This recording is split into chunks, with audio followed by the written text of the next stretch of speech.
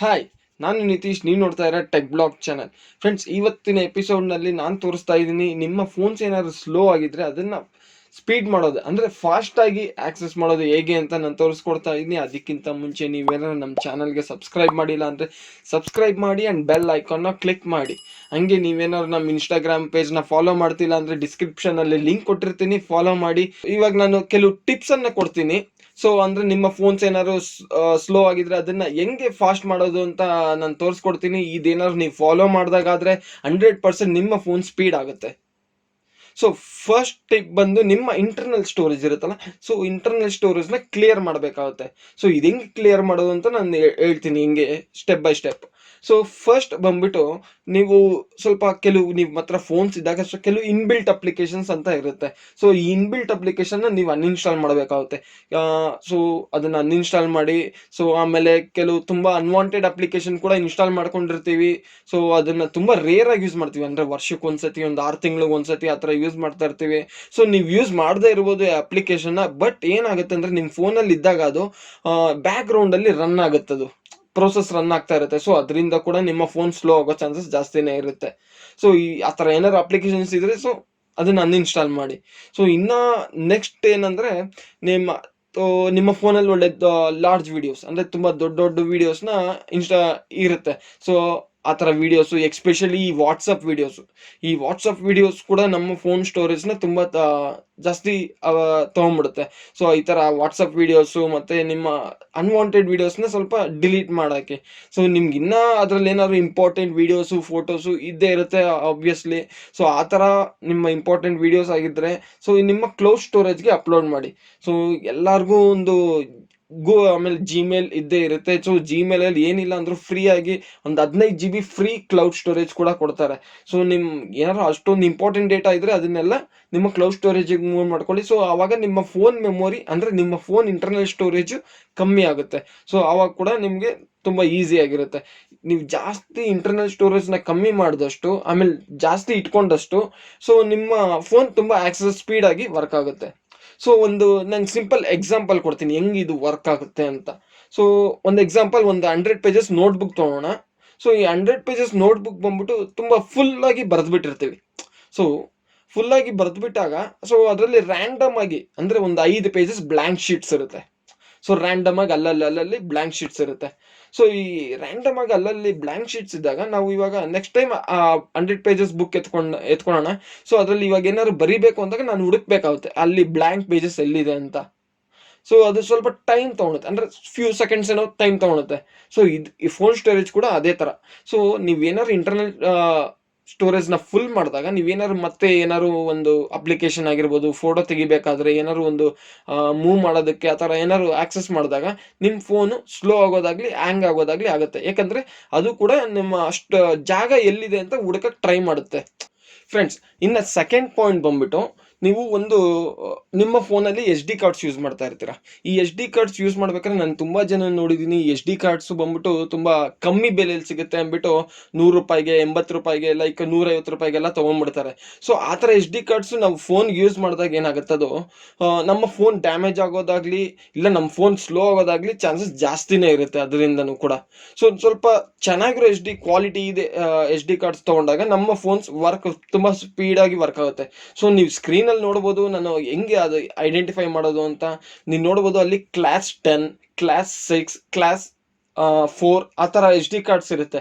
So ಇವಾಗ ಅದರಿಂದ ನಮ್ಮ ಫೋನ್ಸ್ ಇನ್ನೂ ಚೆನ್ನಾಗಿ ವರ್ಕ್ ಆಗುತ್ತೆ.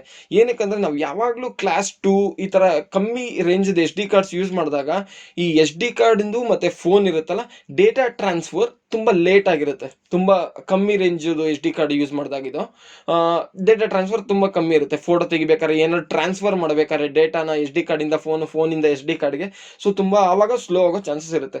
ಅದೇ ನೀವು ಕ್ಲಾಸ್ 10 SD ಕಾರ್ಡ್ ಆಗಿರ್ಬೋದು ಇಲ್ಲ ಕ್ಲಾಸ್ 6 SD ಕಾರ್ಡ್ ಆಗಿರ್ಬೋದು, ಇದನ್ನು ಯೂಸ್ ಮಾಡಿದಾಗ ತುಂಬ SD ಕಾರ್ಡ್ದು ಮತ್ತು ಫೋನಿಗೆ ಡೇಟಾ ಟ್ರಾನ್ಸ್ಫರ್ ತುಂಬ ಸ್ಪೀಡ್ ಆಗಿರುತ್ತೆ. ಸೊ ನೀವು ನೆಕ್ಸ್ಟ್ ಟೈಮ್ ಏನಾದ್ರು ಜಾಸ್ತಿನೇ ಇರುತ್ತೆ, ಬಟ್ ಕಾಸ್ಟ್ ವೈಸ್ ತೊಗೊಂಡ್ರೆ ಅದಕ್ಕೂ ಕ್ಲಾಸ್ ಈ ನಾರ್ಮಲ್ SD ಕಾರ್ಡ್ಗೂ ಮತ್ತು ಕ್ಲಾಸ್ 10 SD ಕಾರ್ಡ್ಗೂ ಒಂದು ₹200-300 ಜಾಸ್ತಿ, ಹೆಚ್ಚು ಕಮ್ಮಿ ಜಾಸ್ತಿನೇ ಇರುತ್ತೆ. ಬಟ್ ಜಾಸ್ತಿ ಇರೋದು ತೊಗೊಂಡ್ರು ಕೂಡ ನಮ್ಮ ಫೋನ್ ಸೇಫ್ಟಿನೂ ಯೂಸ್ ಆಗುತ್ತೆ. ಸೊ ಇನ್ನು ಚೆನ್ನಾಗೂ ಇರುತ್ತೆ. ನಮ್ಮ ಫೋನ್ ಕೂಡ ಹ್ಯಾಂಗ್ ಆಗಲ್ಲ ಜಾಸ್ತಿ, ಸ್ಲೋ ಕೂಡ ಹ್ಯಾಂಗ್ ಏನೂ ಆಗಲ್ಲ. ಸೊ ಅದೊಂದು ಪಾಯಿಂಟು. ಇನ್ನೊಂದು ಬಂದ್ಬಿಟ್ಟು ಇನ್ನು ಥರ್ಡ್ ಪಾಯಿಂಟ್ ಬಂದ್ಬಿಟ್ಟು ಡೈಲಿ ಬೇಸಿಸ್ ಅಲ್ಲಿ ನೀವು ರೀಸೆಂಟ್ ಅಪ್ಲಿಕೇಶನ್, ಅಂದ್ರೆ ತುಂಬಾ ಅಪ್ಲಿಕೇಶನ್ಸ್ ಡೈಲಿ ಓಪನ್ ಮಾಡ್ತಾ ಇರ್ತೀರಾ, ಹಂಗೆ ಕ್ಲೋಸ್ ಮಾಡ್ಬಿಡ್ತಾ ಇರ್ತೀರಾ. ಸೊ ಅದೇನಾಗಿರುತ್ತೆ, ಅದು ಬ್ಯಾಕ್ ಗ್ರೌಂಡ್ ಅಲ್ಲಿ ರನ್ ಆಗ್ತಾ ಇರುತ್ತೆ. ಸೊ ಆ ಡೈಲಿ ಬೇಸಿಸ್ ನಿಮ್ಮ ರೀಸೆಂಟ್ ಅಪ್ಲಿಕೇಶನ್ ಕ್ಲೋಸ್ ಮಾಡ್ಬಿಡಿ.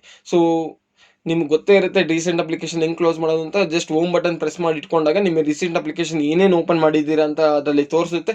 ಸೊ ಅದರಲ್ಲಿ ಕ್ಲಿಯರ್ ಆಲ್ ಅಂತ ಮಾಡಿ, ಇಲ್ಲಾಂದ್ರೆ ಒಂದೊಂದಾಗಿ ಸ್ವೈಪ್ ಔಟ್ ಮಾಡಿದ್ರು ನಡೆಯುತ್ತೆ. ಸೊ ಈ ತರ ರೀಸೆಂಟ್ ಅಪ್ಲಿಕೇಶನ್ ಕ್ಲಿಯರ್ ಮಾಡಿದ್ರು ಕೂಡ ನಿಮ್ಮ ಫೋನ್ ಚೆನ್ನಾಗಿರುತ್ತೆ. ಫೋರ್ತ್ ಪಾಯಿಂಟ್ ಬಂದು, ನಾನು ತುಂಬಾ ಜನದ ಹತ್ರ ನೋಡಿರೋ ಪ್ರಕಾರ ಈ ಥರ್ಡ್ ಪಾರ್ಟಿ ಅಪ್ಲಿಕೇಶನ್ ಯೂಸ್ ಮಾಡ್ತಾರೆ. ಈ ಥರ್ಡ್ ಪಾರ್ಟಿ ಅಪ್ಲಿಕೇಶನ್ ಏನು ಅಂತ ಹೇಳಿದ್ರೆ ಕ್ಲೀನರ್ ಆಪ್ಸ್. ಇವಾಗಲೇ ಸಿ ಕ್ಲೀನರು, ಈ ತರ ತುಂಬಾ ಥರ್ಡ್ ಪಾರ್ಟಿ ಕ್ಲೀನಿಂಗ್ ಅಪ್ಲಿಕೇಶನ್ಸ್ ನ ಯೂಸ್ ಮಾಡ್ತಾರೆ. 100% ನಾನು ಹೇಳ್ತೀನಿ, ಈ ಕ್ಲೀನರ್ ಅಪ್ಲಿಕೇಶನ್ ಇಂದ ನಮ್ಮ ಫೋನ್ ಅಂತೂ ಸ್ಪೀಡ್ ಆಗಲ್ಲ. ಯಾಕಂದ್ರೆ ನಾವು ಒಂದ್ಸತಿ ಕ್ಲೀನರ್ ಅಪ್ಲಿಕೇಶನ್ ಓಪನ್ ಮಾಡಿದಾಗ ಅದ್ರಲ್ಲಿ ಆಡ್ವೇರ್ಸ್ ಅಂತ, ಅಂದ್ರೆ ಅಡ್ವರ್ಟೈಸ್ಮೆಂಟ್ಸ್ ಬರ್ತಾ ಇರುತ್ತೆ. ಈ ಆಡ್ವೇರ್ಸ್ ನಮ್ಮ ಫೋನ್ಸ್ ಇನ್ನ ಬಂದು ತುಂಬ್ಕೊಂತಾ ಇರುತ್ತೆ ಹೊರತು ಅದು 100% ನಮ್ಮ ಫೋನ್ ಅಂತೂ ಏನು ಕ್ಲೀನ್ ಮಾಡಲ್ಲ ಅದು. ಸೊ ಆ ಥರ ಏನಾದ್ರು ಥರ್ಡ್ ಪಾರ್ಟಿ ಅಪ್ಲಿಕೇಶನ್ಸ್ ಏನಾದ್ರು ಯೂಸ್ ಮಾಡ್ತೀರಾ, ಫಸ್ಟ್ ಅದನ್ನ ಅನ್ಇನ್ಸ್ಟಾಲ್ ಮಾಡ್ಕೊಳ್ಳಿ. ಸೊ ಈ cleaner apps waste, actually nothing, ಅದೇನು ಮಾಡಲ್ಲ, ಅದಂತೂ waste third party applications. Fifth point, ಈ ಫಿಫ್ತ್ ಪಾಯಿಂಟ್ ಬಂದ್ಬಿಟ್ಟು ಆ, ನಿಮ್ಮ ಫೋನ್ಸ್, ಇದು ಇಂಪಾರ್ಟೆಂಟ್ ತುಂಬ ಆ್ಯಕ್ಚುಲಿ. ನಿಮ್ಮ ಫೋನ್ಸ್ಗೆ ತುಂಬ ಸೆಕ್ಯೂರಿಟಿ ಅಪ್ಡೇಟ್ಸ್ ಬರ್ತಾ ಇರುತ್ತೆ. ಅಂದರೆ ಇವಾಗ ಎಕ್ಸಾಂಪಲ್, ಒಬ್ಬರಿಗೆ ಆಂಡ್ರಾಯ್ಡ್ 8 ಯೂಸ್ ಮಾಡ್ತಾ ಇರ್ತಾರೆ, ಆಂಡ್ರಾಯ್ಡ್ 8ಇಂದ 9ಗೆ ಅಪ್ಡೇಟ್ ಬಂದಿರುತ್ತೆ. ಆ ಥರ ಅಪ್ಡೇಟ್ಸ್ ಏನಾದ್ರು ಬಂದಾಗ ಅಪ್ಡೇಟ್ ಮಾಡ್ಕೊಳ್ಳಿ. ಯಾಕಂದರೆ ಅದರಲ್ಲಿ ತುಂಬ ಅಪ್ಡೇಟ್ಸ್, ಸೆಕ್ಯೂರಿಟಿ ಫೀಚರ್ಸ್ ಆಗಿರ್ಬೋದು, ತುಂಬ ಲೈಟ್ ವೈಟ್ ಅಪ್ಲಿಕೇಶನ್ಸು ಆ ಥರದ್ದೆಲ್ಲ ಅಪ್ಡೇಟ್ ಮಾಡಿರ್ತಾರೆ. ಸೊ ಏನಾದ್ರು ಸೆಕ್ಯೂರಿಟಿ ಅಪ್ಡೇಟ್ಸ್ ಇದ್ದರೆ ಫಸ್ಟ್ ಅದನ್ನು ಅಪ್ಡೇಟ್ ಮಾಡ್ಕೊಳ್ಳಿ.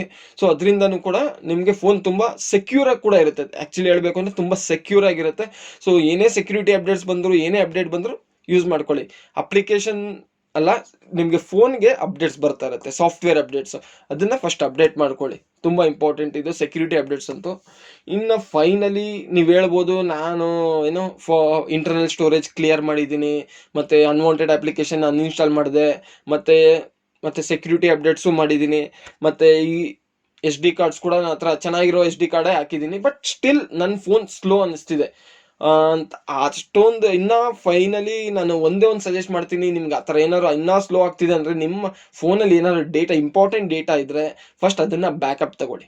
ನಿಮ್ಮ ಇಂಪಾರ್ಟೆಂಟ್ ಡೇಟಾಸ್, ಫೋಟೋಸು, ವೀಡಿಯೋಸ್ ಏನೇ ಆಗಿರ್ಬೋದು ಎಲ್ಲನೂ ನೀವು ಬ್ಯಾಕಪ್ ತಗೊಂಡು ಹಾರ್ಡ್ ರೀಸೆಟ್ ಮಾಡಿ. ನಿಮ್ಮ ಫೋನ್ನ ಹಾರ್ಡ್ ರೀಸೆಟ್ ಮಾಡಿ. ಇದು ಡೆಫಿನೆಟ್ಲಿ 100% ವರ್ಕ್ ಆಗುತ್ತೆ.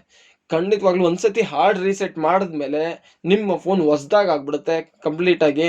ಸೊ ಫುಲ್ ಕಂಪ್ಲೀಟಾಗಿ ಹೊಸ್ದಾಗಿರುತ್ತೆ. ಸೊ ನಿಮಗೆ ಹ್ಯಾಂಗ್ ಆಗೋಕ್ಕೆ ಚಾನ್ಸಸ್ ಇರೋದೇ ಇಲ್ಲ. ಸೊ ಫ್ರೆಂಡ್ಸ್, ನಾನು ಕೊಟ್ಟಿರೋ ಟಿಪ್ಸ್ ಎಲ್ಲ ನಿಮಗೆಲ್ಲ ತುಂಬ ಯೂಸ್ಫುಲ್ ಆಗಿದೆ ಅಂತ ನಾನು ಅನ್ಕೊತೀನಿ. ನಿಮ್ಗೆ ಏನಾದ್ರು ಈ ವಿಡಿಯೋ ಇಷ್ಟ ಆಗಿದ್ರೆ ಲೈಕ್ ಮಾಡಿ, ಸಬ್ಸ್ಕ್ರೈಬ್ ಮಾಡಿ, ಆ್ಯಂಡ್ ಬೆಲ್ ಐಕಾನ್ನ ಕ್ಲಿಕ್ ಮಾಡಿ. And thank you for watching. Bye.